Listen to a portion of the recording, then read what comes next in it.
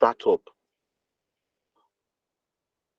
your journey towards running a startup always starts or should start. I won't say always start because it doesn't always start that way. Should start with asking yourself a key question. So if you are going to start up at anything or start at anything, you must ask yourself a key question, which I realize a lot of people don't ask themselves. Please, can we all mute our mics? I don't know whose mic is. All right, thank you. Now, as I was saying, if you are going to be a startup, you're going to start up at anything or start out at anything, there's a key question you must ask yourself, which a lot of people don't ask themselves. And instead of talking to you about branding, marketing, and positioning on the startup, I thought about it and I said, I want to talk to you about those things or that particular thing, that important question that people don't ask themselves before launching a startup. And the question is, who am I? Who am I? You see, there's something worrying about this startup culture that we have in Nigeria and all over the world. Let me not just say in Nigeria. This startup culture we have, you would realize that a lot of people are running businesses not because they plan to run businesses, not because they like that entrepreneurial journey of starting something and building something. Um, a lot of people, and I dare to say, for every 10 businesses, six which is more than half, started business because they couldn't get a job. A lot of people start businesses because they are unable to secure a, a 9 to 5. And that is not a good reason to start a business. It's not. A business shouldn't be a makeshift plan. A business is intentional. Anything you commit to should be intentional, and a business is a commitment. It's just as like saying committing to marrying somebody because you can't find any other person. So you don't commit to marry a woman or a man because I just can't find anybody that I like. You understand? So, but that also happens. You understand? When people say, ah, man, guys are finished in the market or women are finished in the market or so just say to the one that comes to you, just grab it. You understand? Don't question too much. Don't scrutinize too much. Don't be too picky. Just go with whichever one you find. Because there are no good guys in the market anymore. There are no good girls in the market anymore. So a lot of people go into business because they can't secure a job. So they're like, I've been at home for a long time since I graduated from university for about 2 years now. I've applied and applied and applied and I can't get a job, so I started this business. Now, to be honest, there have been a lot of successful businesses that have started out that way. And a lot of business have failed because of starting out that way. Now, why I said the most important question to ask yourself is who am I if you're going to be a startup at all? If you're going to start up at anything at all, is because when you start out at something out of a sense of desperation or a need for activity, there is the possibility that when you engage in that activity, after a while, you become unhappy. When the need for activity has been satisfied, the need for fulfillment will set in. When need for activity has been satisfied, the need for fulfillment always sets in. And that's when you begin to think, oh man, I'm not happy in this marriage. Oh. I'm not happy in this relationship. Oh. I'm not happy with this business. Oh. Because you know what? You did it by settling. So you did it because you were tired of inactivity. So before you start up at anything, ask yourself, who am I? And as regards business, the who am I question is not very hard. As regards business, or as regards work, let me not say business, as regards work as an activity, one question we should ask ourselves is, what is my matrix of success? What does it mean for me as an individual to be successful? What does success look like for me? And that is the key who am I question as it pertains to work. Because work takes a huge percentage of our life. Work. By the time you finish school, eh, work is going to take the most percentage of your life. You're going to spend more time working than you do spend at home with your family. So it's very important for you to know what success in work is for you. And once you can answer that question, what is your matrix of success, you will know what kind of startup you should engage in. Because there are three types of startups. But we have this mentality that there's only one type of startup, which is the entrepreneurial startup. But there are three, and I'll tell about the three tonight. Now, the first type of startup is what I call intrapreneurship. Intra, you understand? Intrapreneurship. Intrapreneurship. And this is engaged in by people that I refer to as workers. They are workers. That is who they are. If they were to question who am I, they will come to the answer that they are workers. And how do you know that you are a worker that should be an entrepreneur? Workers, their matrix of success, how they judge that they are successful, they've gotten to a place that, oh, I'm progressing in life, I'm being successful, is by climbing up. So workers are climbers. So for them, success is I work and the amount of money I have increases. So I'm climbing up status wise with my earnings. So when I started work, I was earning 5K a month. Now I'm 2 years into working and I'm earning 50K a month. For them, that is how they judge that they are progressing and they are being successful in life. So workers or entrepreneurs are people that want to climb up. They want to secure. So their metrics of success is securing a position or securing an earning. That's how it is for them. So for these people, their startup, the startup they should be aiming towards is securing a job. That is their startup journey. Their startup journey is getting into an organization. That's why they're called entrepreneurs. They are getting into an organization and they secure a job in which they play a particular part and they are diligent at doing it and they get paid at the end of the month and their salary increases after a while and they get promoted and their office changes and they go from an office of 6 people to an office of 3 people to getting into an office of their own. For them, that is success. For them, that is success. They are workers and workers want to climb and secure. So they want to secure positions. So if you do not pay a worker, the worker will not see any reason to work anymore because their matrix of success has been disrupted. So you want to say, they've not paid our salary for the past 2 months, and I'm looking for another job. Because it's a worker. When you stop paying their salary, they're not climbing anymore. So they become dissatisfied.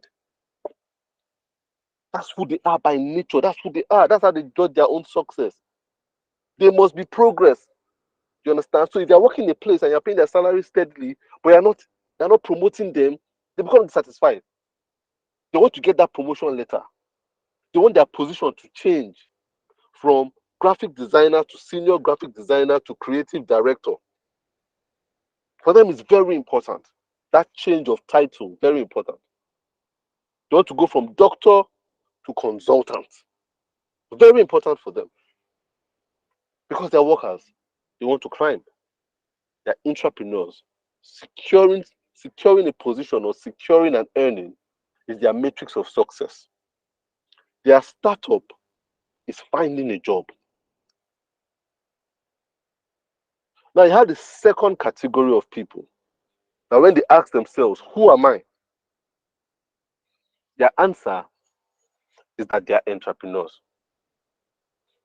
Another name for them is builders. They are builders. When they look at their very core, that is the answer. They are entrepreneurs, they are builders. They want to build. And the joy of a builder is seeing something grow and scale. That's why it's called building. You're adding brick to brick to brick and it's getting bigger and bigger and bigger. Those people enjoy scaling. Unlike the entrepreneur that enjoy climbing, these people enjoy scaling. So those are the people that start businesses. They start a business. And their joy, their metrics of success is I started this business in my room and I was the only one working. But after a year, I got a small office. Then after a few months, I was able to employ my first employee. And then after 6 months, got two employees. After 2 years, we are now five. After 3 years, we have a new office, we have a new branch. Then we have another branch. Then we have another branch outside the country. That is what an entrepreneur gets.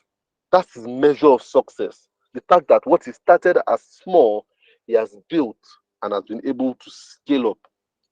Scaling is what drives an entrepreneur. Scaling. So if an entrepreneur is in an environment where he can't scale, he doesn't see any reason to work anymore. I can't grow, then there's no need to win this business. There's no need. If this country doesn't allow me to grow, that's their metric of success. If the country doesn't allow me to grow, then there's no need being in this country. They are always dissatisfied with being at the same position. I've been working in the same room, still working in the same room. They want to grow. They find joy in hiring and paying. You understand? They find joy in scaling human resource capital, in physical resources. They find joy in seeing what they started take on a life of its own and scaling. Scaling is very important to them. So ask yourself, are you an entrepreneur? Those are the people that, even if they're not making that much money, not that important to them. They just want to see that business grow. It's not about the money anymore. That's why when you read about people like the guy that started Walmart, said the guy worked till he died, till he was well into his 80s. He was working till the day before he died. He was still working. What was he working for? What was he working for? He had made so much money. He was already a multi-millionaire, but he just wanted to keep putting a brick upon the brick upon the brick. Just wanted Walmart to just grow. That was his dream. That Walmart growing, passing it on to the next person, next person, the next person, the next person. That's what they want. They can't help themselves. Their position doesn't need to change. If you call them Mr. This for the next 20 years, they don't care. Unlike the employee or the worker, you understand? That person cares about position. They don't really care whether their designation or title changes. They don't care.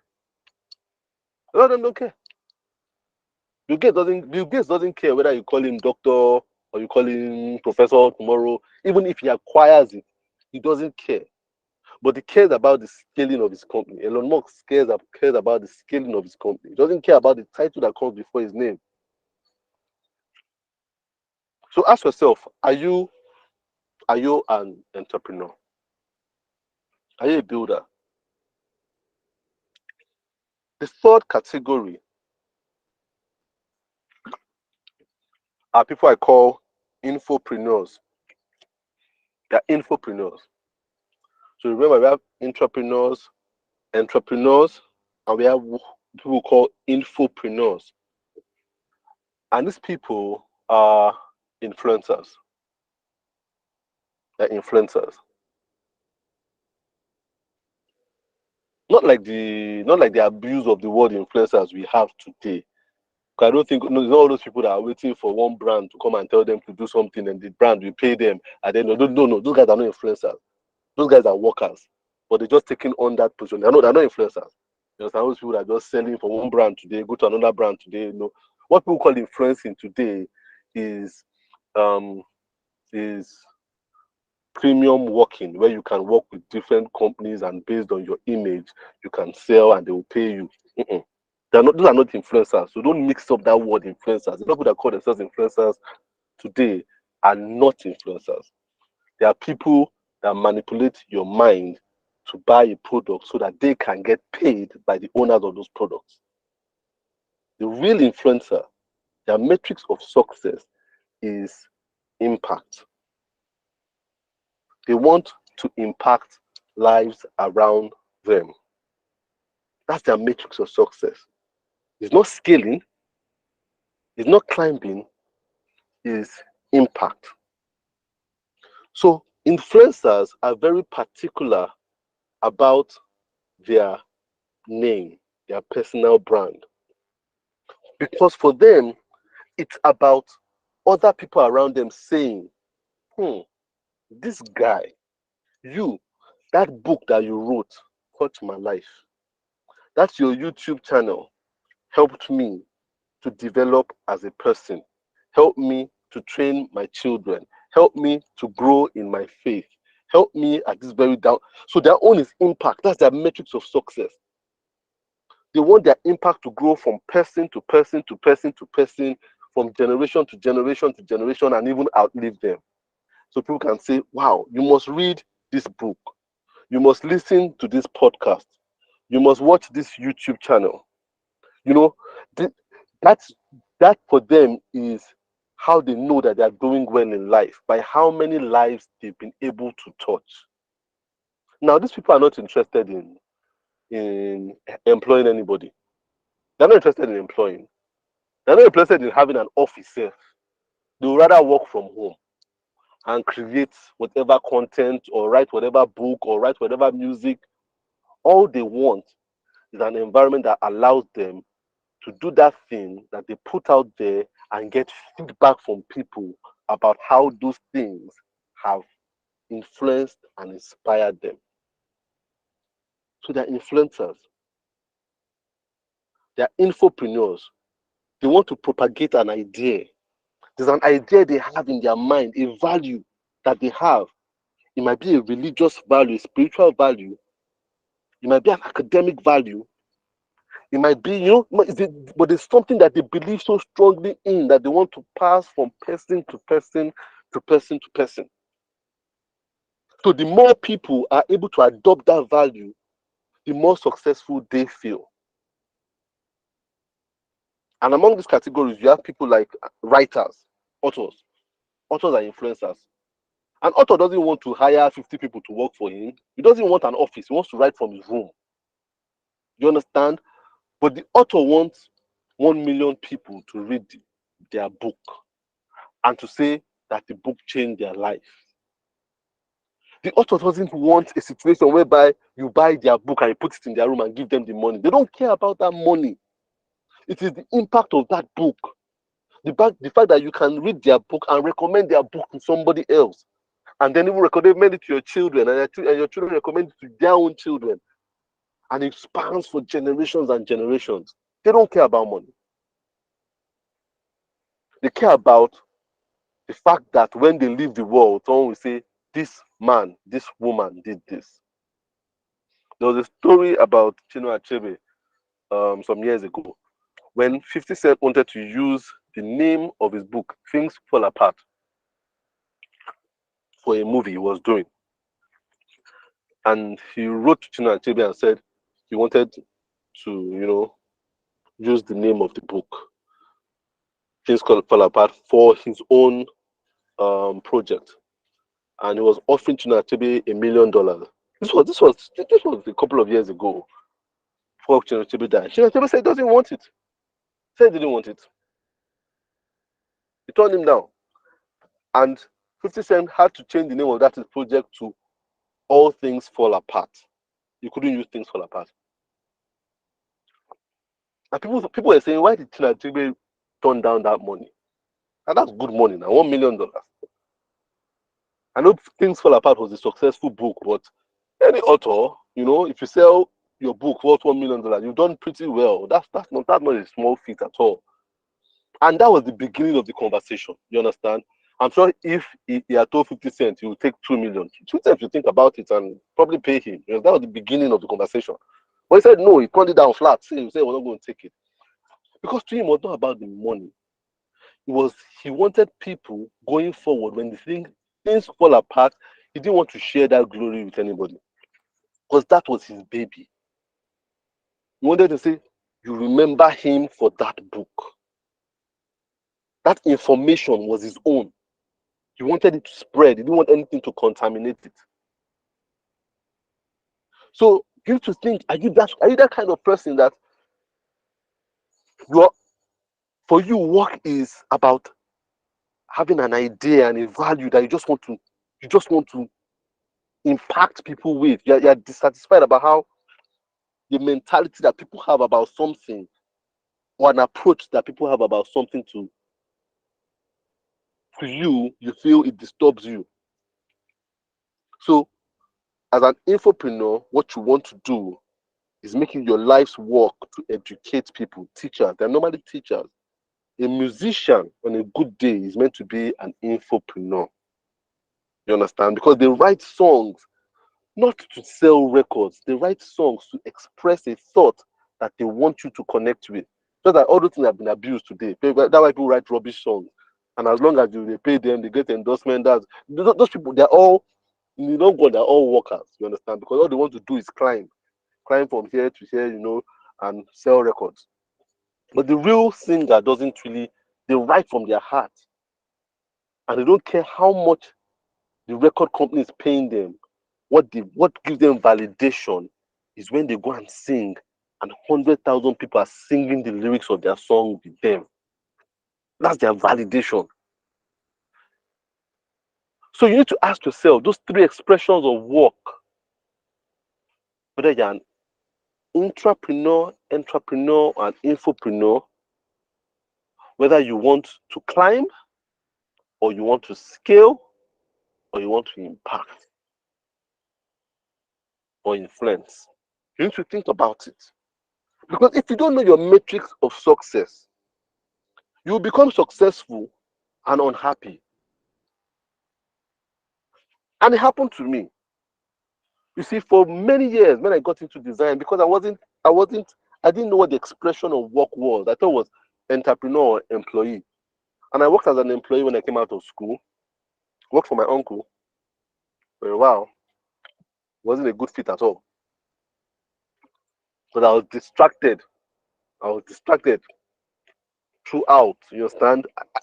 I realized I was not a good employee because I didn't know how to focus on working in one cubicle, focus on one task for a long time. So I thought, man, because my mind was always wandering, I was always thinking. So I was like, why can't I focus at work like this? And I thought, okay, maybe I want to be an entrepreneur. So I stopped that and I started entrepreneurship. I started my business, Tola Alabi Design. Ran that for a while. But then scaling was a problem for me. Employing people was a problem for me. I'll try to employ, I'll fall again. I'm like, I can't manage these people. I can't manage this. Then clients will be calling me and saying, do this work. And I'll be like, it was kind of borderline irritating just having clients give you order, run around, print work, go and deliver, that kind of thing. People asking me where my office is. I got an office twice. I couldn't maintain that office space because I didn't like going to the office. It was always bothersome for me. 1 minute, please.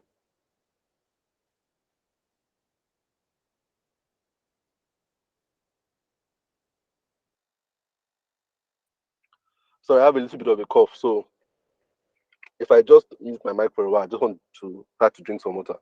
But I didn't like going to the office. You understand? It was trouble for me sitting down in that office and just doing what. But I realized whenever I worked at home, man, I used to work well. I never knew that there was an expression of work that didn't need me, number one, working in a cubicle as an employee, that didn't need me renting an office and employing people. I didn't know for a very long time that I was an information person. I was the kind of person that wanted to spend my day recording content and putting it out there and people listening. That was my startup. You understand? But I wanted to do startup the way it is always painted to us on TV and in tech magazines and stuff. That, oh, you start this company, you scale up, you employ people, you get acquired, you get this. That wasn't attractive to me. But I thought if I wasn't an employee, then I had to be the other thing. Not until 2020, when I kind of owned it. And I said, Tola, what do you want to do? Who are you? And I said, I want to record content. I want to, if I could do it all every single day, I want to record content for my YouTube channel. And my spirit just told me, Tola, then do that. I started doing it. And my life it was just like if there was no electricity in my life and all of a sudden light just came. And I started loving every single day of my life. Ideas started coming. I started working. I was more confident. I was happier doing my work because I asked myself who I was, and that became my startup.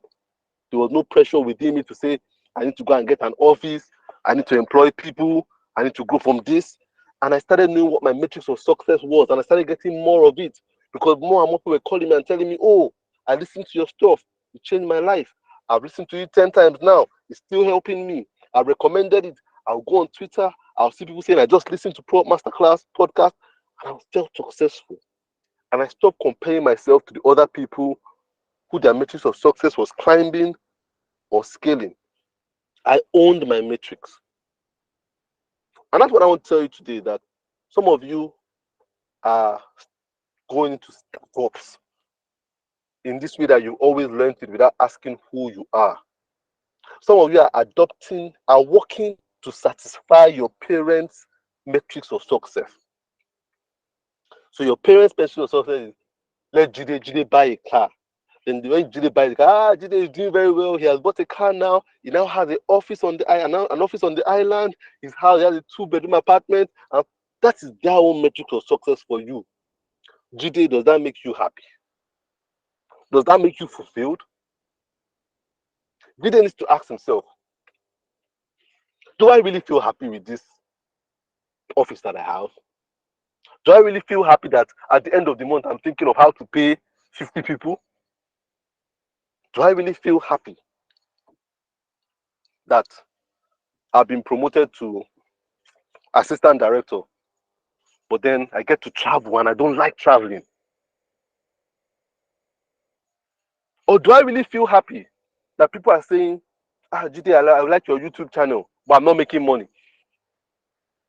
Because you can be an entrepreneur and people will be praising you and saying, but then deep inside you, what you want to do is buy a car and build a house. You will never be happy with feedback that people are giving you. Even they're encouraging you from now to tomorrow and tell you how much I impacted their lives. So you must know who you are and what is your matrix of success and walk that path. And you see how much your life would improve. Your life would improve. Now, there are people here that will say, can there be a mixture of entrepreneurship and infopreneurship? You see, the reality is nobody's actually rigid. say I'm an entrepreneur, I don't want money. I don't want to increase in wealth like the worker who sees their money increasing as success. Of course, there will be a slight part of you. Everybody everybody has a need for money. So earning money is something that we all want. Moving up in life, something that we all want. Validation, winning awards, we all want it. So there will always be a part of you. But what I'm saying that there's a core part of you that is willing to stop the work if that matrix is not satisfied. That's what I'm talking about. I'm saying if you not earning money will make you stop what you are doing, then go somewhere where your money will be secure and they will pay it at the end of the month. If you not building, you understand, building and scaling and hiring people and directing people would make you stop doing what you are doing, then just go and start a business and hire people. Hire people. And you realize that effortlessly you'll be hiring. They'll be drawn to you yourself. You understand? So you you knowing what your matrix of success is doesn't mean that I don't mean that the entrepreneur doesn't want to impact. He wants to impact, but the impact is not as important as the scaling for him. So he wouldn't sleep well if he has one shop for 20 years impacting everybody in the society. No, it's not enough for him. He will close shop.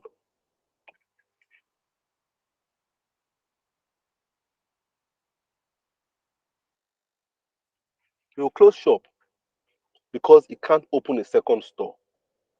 He can't hire more people. The other day I drove by a an eatery here in Abuja. They were doing pretty well, but they closed down.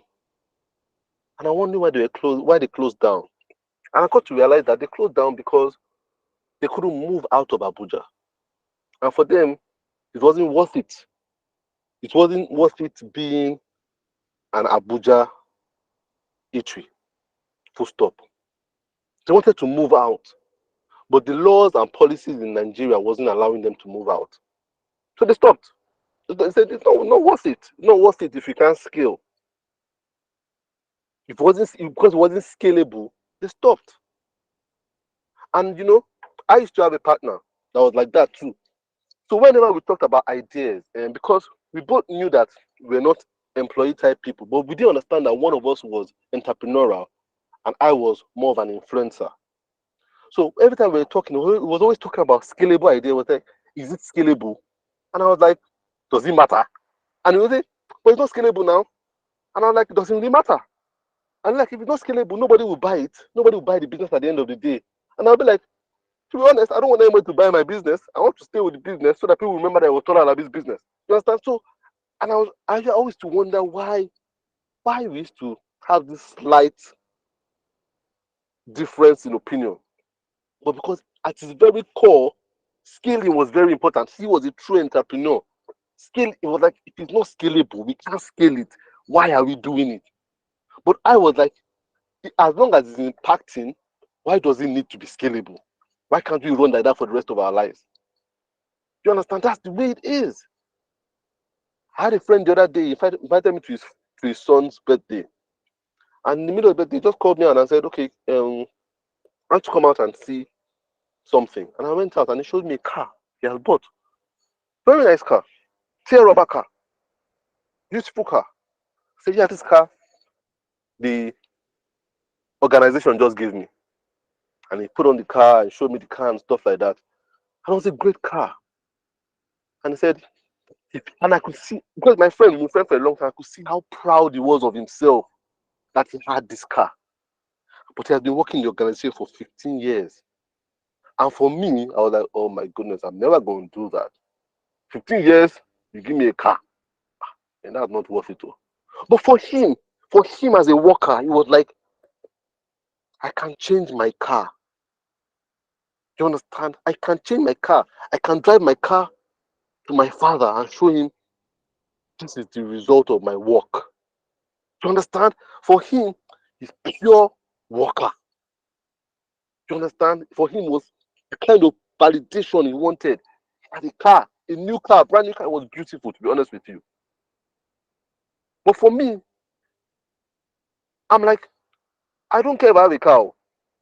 But whenever I have someone tell me what you are doing is changing my life, man, it's like you're giving me $1 million.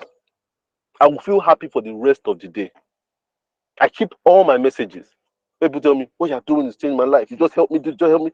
I might have £0 in my account, but then I feel like a millionaire. And that's why you see, my parents at first didn't get it. But they don't say, what are you doing, Tola? What are you actually doing? Because people have not been calling us saying your son is helping your son. My dad traveled somewhere one day and he said, because he was like, Tola, are you sure you're happy with this your job? I said, I'm absolutely happy. But like, okay, are you sure? Because my dad is a worker to the core. You understand? That's the metric of success. That he can walk, go up the ladder, change title, position, have a bigger office. That was his. That's why he worked as a civil servant for 35 years.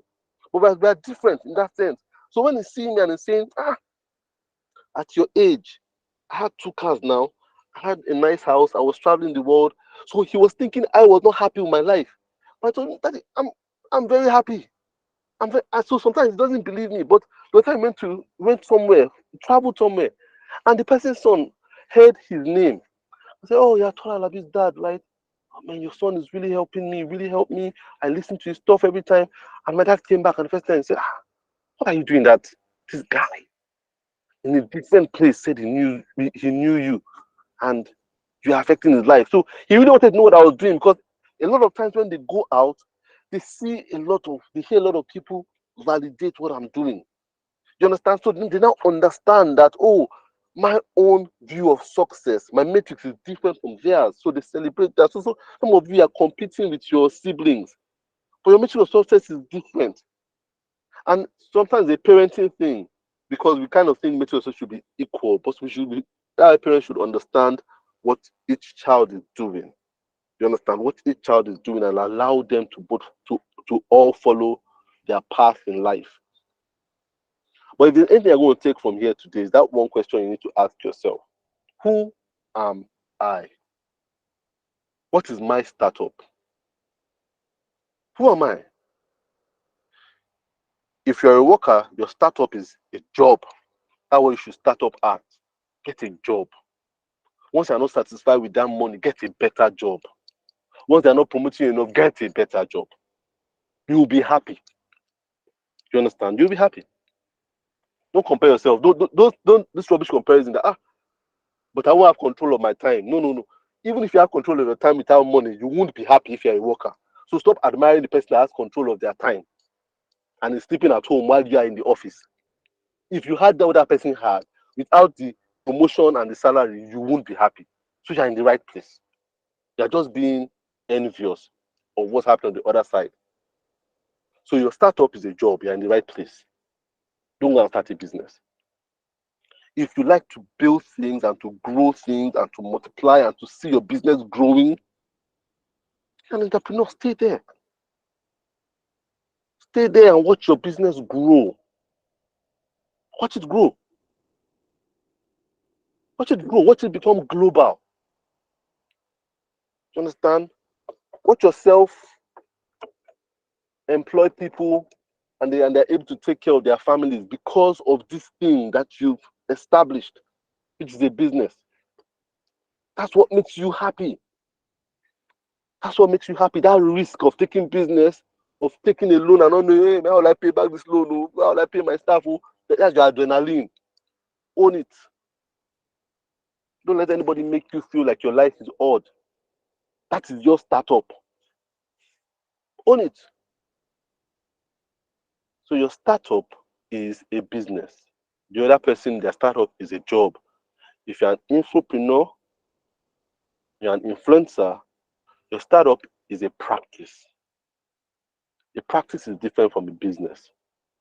A practice is what you do. You don't have to scale up. You don't have to hire anybody. You can work from home. But you're just practicing that thing that you love to do. It might be speaking. It might be recording content, it might be singing, it might be whatever it is, thought leadership, whatever it is. Just practice it till the day you die. Do you understand? You will survive on that. But at the end of the day, you will be happy without envy. And that's why when that my friend called me to look at his car, I was 0% envy. Zero. Because he was doing his thing, I was doing my thing. But a lot of times we are envious because we are not following our own matrix of success.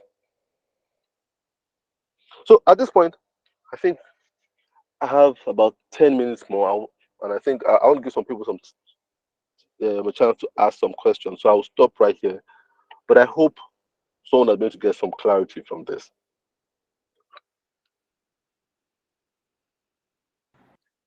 So if there are any questions, please feel free to ask.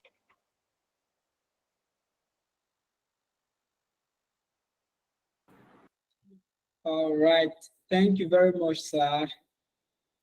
We are really grateful for this. It's a lot, right? And I believe some person has some questions. The person who will be taking the question and answer section is the person of Dr. Josh. I don't know if he's around, but if you have your question, kindly ask your question. Okay. All right. It's question time. So if you have a question, just identify by raising your hands, and Larry will grant you access to ask a question. Or if it's a question if you feel you don't want to use the voice feature, you can type the question on the comment section, and I'll read it out for Mr. Tola Alabi, so he can provide answers for our questions. So it's question time. So please let's ask our questions. Thank you so much.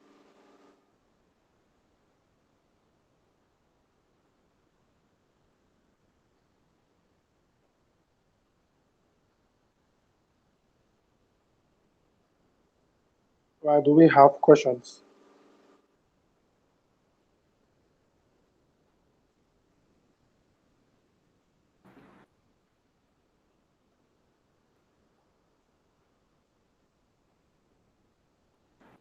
Okay, for me, I have a question.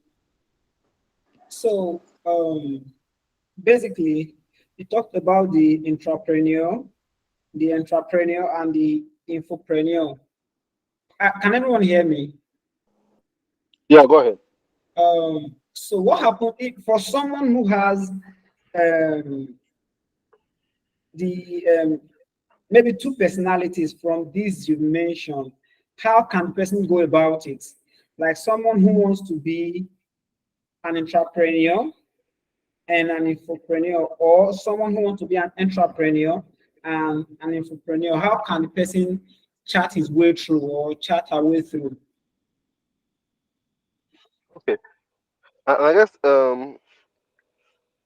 I kind of mentioned it while I was talking that nobody is rigidly one. Very few people are rigidly one. There's a little bit of it, of each one in every single one of us. We are human beings. There's a desire to rise up, there's a desire to climb in every single one of us, there's a desire to build in every single one of us, and there's a desire to influence in every single one of us. But what I'm saying is that there is always one which is strongest. You understand? There's always one which is strongest. And sometimes it's hard to know till you actually do it. So for me, you see, the reason why I'm so clear about it is because I've gone through it.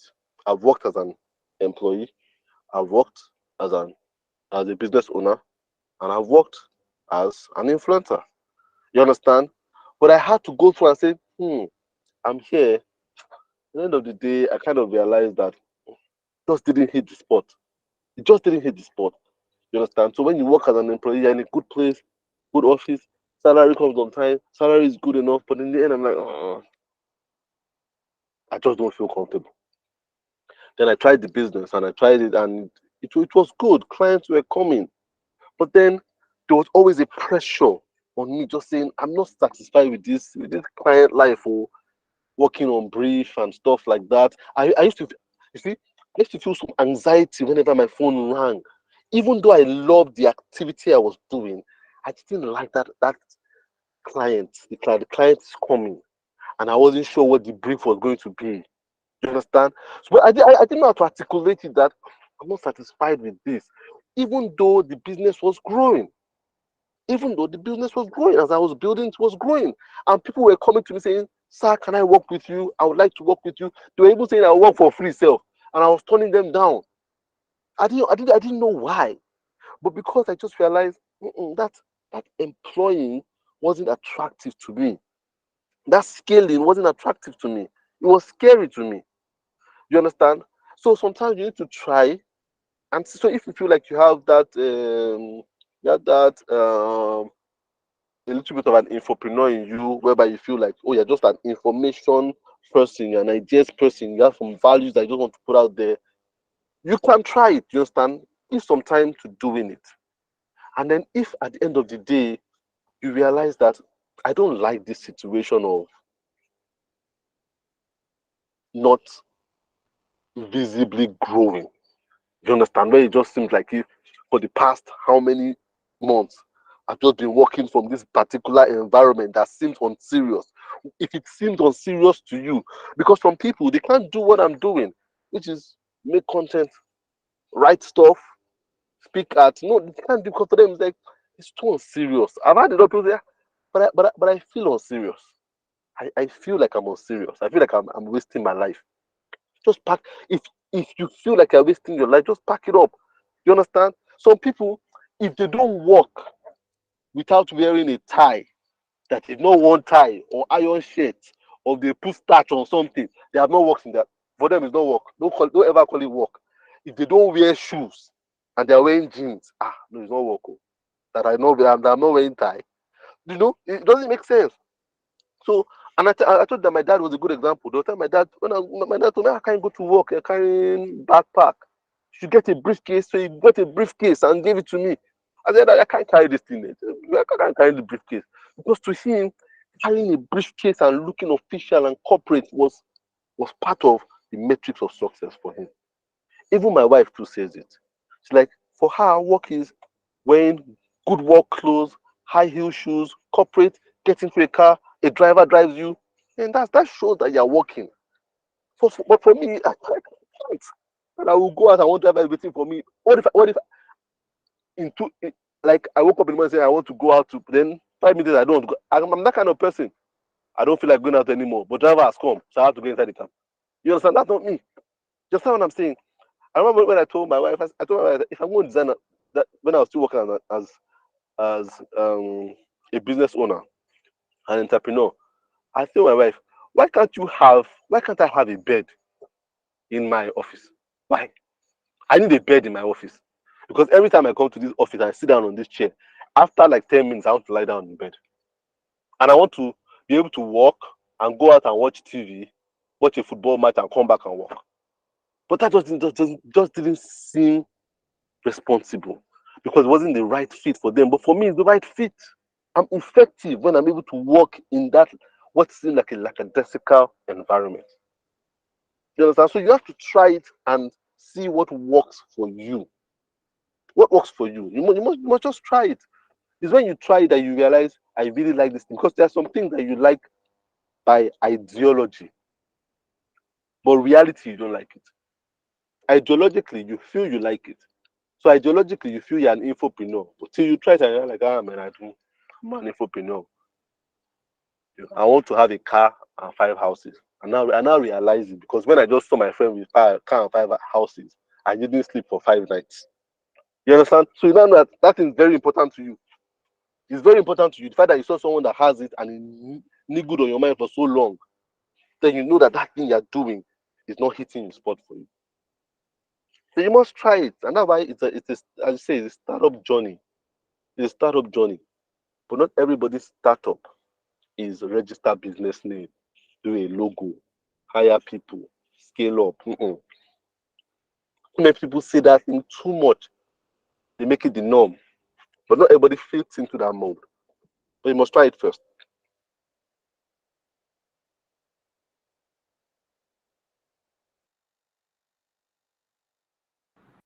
All right. Joshua, are you here? Can Yes. you? I'm here. Yeah. I think he's gonna. You can read the other questions. Okay, all right, sir. Thank you so much, sir, for the answers to the last questions that were asked. There's another question here. This from Chukwebuka. He's saying, what if you're being referred to as lazy? Because it's difficult trying to explain to family and friends what you're doing. Uh, he said, so for someone who is such a who is in a choked situation of trying not to be seen as a lazy person, what should he do? Okay, that's a good question. And this way, you need to ask yourself, which I said that question, who am I? Very important. Very important.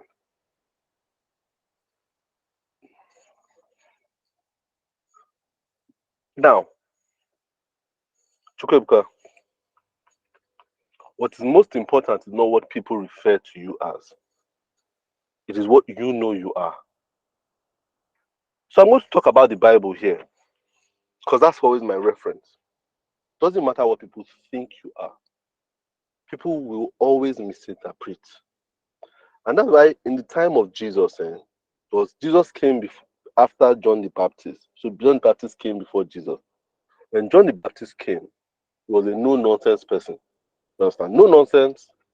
If you didn't do what was right, he would tell you to your face. He wouldn't hang out with you. He didn't mince his words. He was living in the desert. He didn't have friends. He had disciples, but no friends. You understand that kind of thing? He looked like a madman. And that's how he preached the word. And people said he was a madman. And he had a demon, a possessed person. You understand?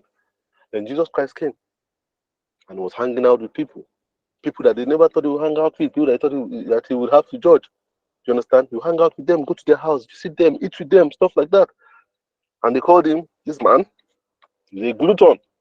He's a glutton, just going to go and eat everywhere they call him, he go and eat. Now, the truth is, was any one of them right? Any one of the people that called John the Baptist a madman, was John the Baptist actually a madman? No, because in hindsight now, we can see that John the Baptist was in his right mind. You understand?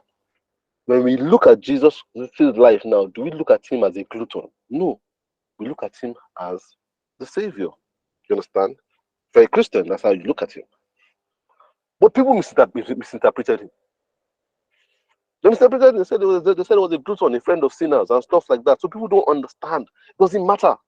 He knew who he was. And that's why he says, it doesn't matter what you call me, it's the result that show is the result.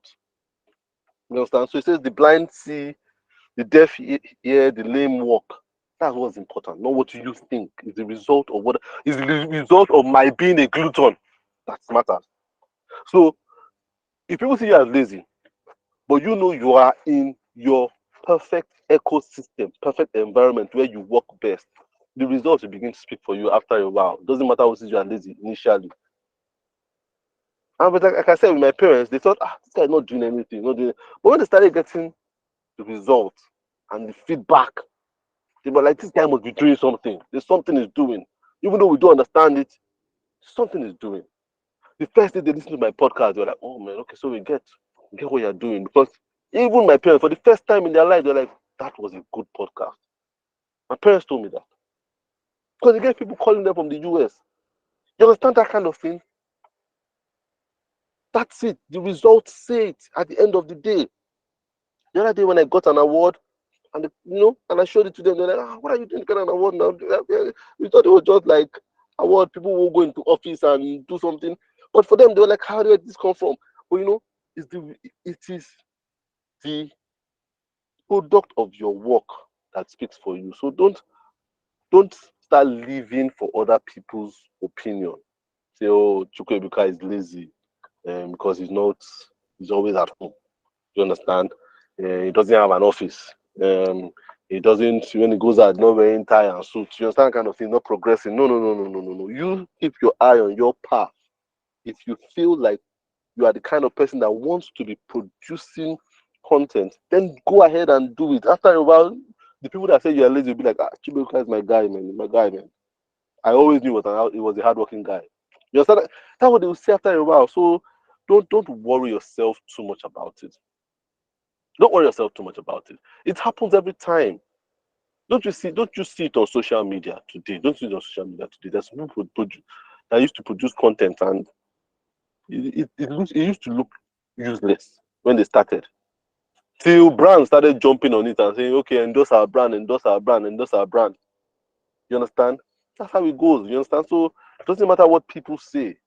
You must ask yourself who you are and be who you are unapologetically. Express work in the way that you feel you should express work. Except in your own heart, you feel you are lazy. If your heart tells you that you are being lazy, you are not pushing yourself enough. You understand? You are not pushing. If your heart that condemns you, then you start thinking about it. That okay, that am I really putting in my best? You understand? Am I really putting? Then to be honest, with you, if it's you, not what any other person says. What people say is not as important as what you say at the end of the day, because you want to be happy. You understand? So there's no need using someone else's yardstick of success and now being unhappy. You understand? No, it doesn't make any sense. You want to be happy, follow that your own yardstick. Express yourself that way. And by expressing yourself that way, you will find true happiness and true validation at the end of the day.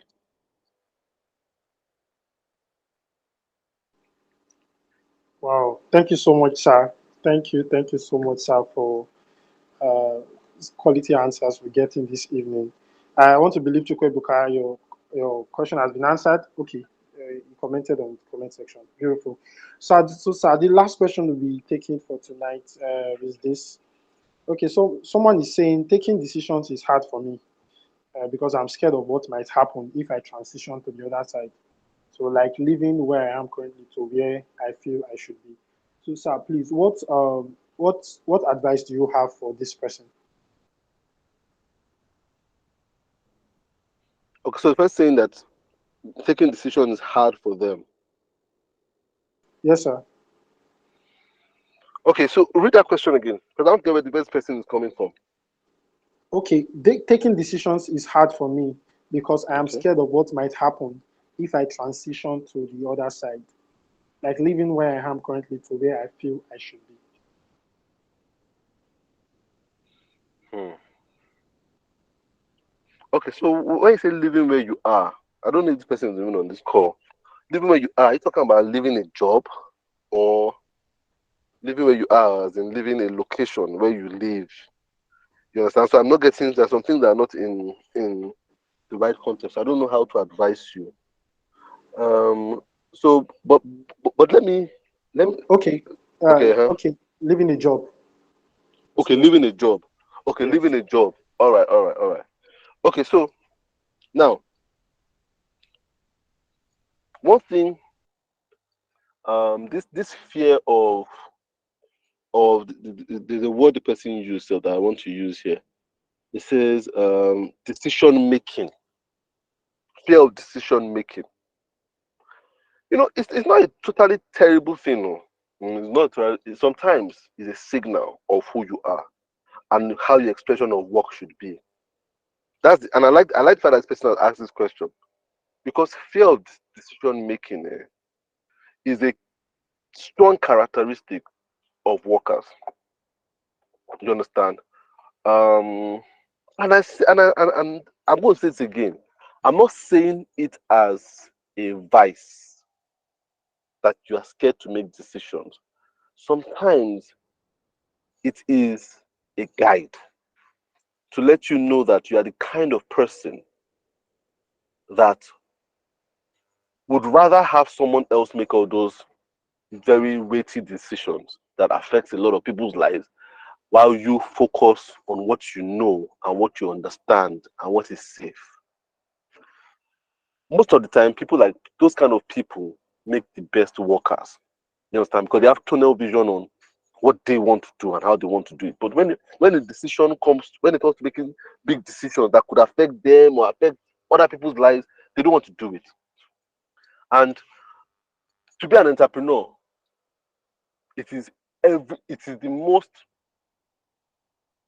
out of all these three expressions, is the one that needs the most courage, because you take the most risk. And decision making, you cannot be scared of making decisions if you're an entrepreneur. You cannot be scared of it. As in, you have to be able to make crazy decisions. It's almost like gambling every single day. You understand? And so, to start with, for you, it kind of tells me that your expression of work is towards a safe, stable environment. You understand? There's nothing wrong with that. Don't make that feel like you're a weak person. Just understand that you're looking for stability and security. Now, what how I advise you is using that in the context of being a worker is let your matrix now be your decision making now be based on why you are thinking of leaving this job you want to leave right now. You understand? Is it that you're not being paid enough?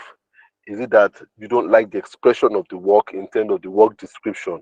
Let that guide you to go into the next place. But never ever, you understand, put yourself in that place where you're exposed to critical decision making. I'm not talking about basic decision making because everybody makes basic decisions. But critical ones, don't put yourself in that environment because in the end, it won't help you. It will destroy you. You understand? It makes so that's too much pressure for you. And I talk to my wife is like that kind of person. Decision making is very hard for her. You understand? So she likes people telling her this is what you are meant to do, and then she will do it excellently. So she likes guidance. You understand? So if you employ my wife, you have the best employee, as in she will do the work very well. As long as you tell her what I but tell her, okay, I want you to go and figure out this thing. Just do what you want to do. You've confused her. You understand? So I always tell her, this thing is a guidance for you. It's not a character flaw. You understand? It just tells you that you're the kind of person that wants an instruction that is clear, safe, secure. You know when you're coming to work, that what you're going to do. You understand? That's good for you. Everybody, the world needs those kind of people. So for you, it's not a flaw. But if you're thinking of leaving a job, let it be for reasons that might affect your your matrix. So if your matrix is what is don't leave the job because you see other people starting business and you feel like your boss shouts at you too much. Let that boss be shouting at you. You understand? Trust me, you're still happy with the boss shouting at you and you earning salary than you going to start off a business with no boss where you're making critical decisions every day. You'll be very, very sad. So when you're thinking of leaving this job, my question is why do you want to leave the job? Is it an expression problem? Is it an environment problem? Or is it that there's no problem at all? You understand? It's just little kickbacks, little pushbacks, which is I don't like the place, I don't like the way my boss talks to me. You know, all those things, some things are petty.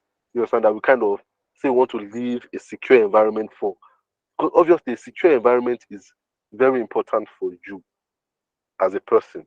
So before you start rocking that table saying, I want to leave my job to go to another job, it must be a good reason. You understand? Or don't even think you want to leave the job and start a business. Don't even think of please don't think of that. Don't think of that. That decision making is hard because decision making is what makes business at the end of the day. So um for you, scared to make decisions, because you're scared of what might happen, then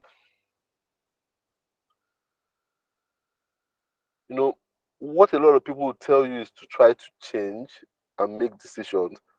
I try not to tell people to change from who they are, from their nature, because I try not to. You understand? So if there's a fear of making decisions, it will be hard for you to change. And I'm saying it because I know people that are scared of making decisions, and no matter how much lecture you give them, they'll be motivated as okay, I'm going to make decision right now. But 3 months time, they'll still come back and tell you I'm scared of making decision. So I just realized it's like you're trying to tell a tortoise to leave its shell. If it cannot, the shell is part of it. So it has to own the shell and use it to its advantage to protect itself. And just realize that I'm not a dog. I'm a tortoise. I have a shell. So why do I have this shell? Why do I have this shell of being scared of making decisions? I've been looking at it as a disadvantage all along. What is the advantage of it? And it might just be the fact that you are As I said earlier, you are not the decision maker. You are the runner. When the decision has been made, they give it to you, you run with clarity. That's not bad. Because sometimes the decision maker cannot run. All they do is just have ideas and let's do this, let's do this. Then to actualize, they're like they procrastinate for the next 5 months because when it comes to action, they can't really they are not actionable per se, but they can make decisions. But to like follow it up and to be dedicated, diligent to that, they can't do it. They need someone like you who it is go you hear, you don't hear come back again. You understand? That's all right. It's all right. So some of these things we think are flaws are all right. You understand? Some people will say, "Ah man, I take too many risks. I'm just someone that likes living on the edge." Sometimes we advise them, take it easy, take it easy. That's just them. They will take it easy for 2 days before you know they're back to themselves, living on the edge again. Sometimes you just need to help people. You understand? To be themselves. You understand? Help them to be themselves because it's in that stopping them that you now put them in harm's way. It's in that me telling you, don't be scared to make decision that you now make a very terrible decision. Because Mr. Tola told me to make decision, he has ruined my life. Oh. You understand? No, so it doesn't make any sense. You understand? When you tell them take it easy, now take it easy, now miss an opportunity. Like, Mr. Tola is one that told me to take it easy. God made us in a particular way because He wants us to achieve a particular end. So scared to make decisions, tell God, doesn't go away, and tell him why he put it. Why did he put it there? What does he want to use it for? And you see that what you think is a weakness might be a strength. So you might not be meant to leave that job. That's why you're scared to make a decision. So you might as well just stay there. Wow, wow, wow, wow, wow. Thank you so much, sir, for the clear cut answers and, drawn from your wealth of experience also. They're very, very, very, very, they're full of wisdom and very, very unconventional answers that they just go straight to the point to answer the questions that we had. So thank you so much, sir. We are really, really, really, really grateful for tonight. This is all we'll be able to take as for questions for tonight. I'll be handing over to Nore as he brings the meeting for tonight to a close.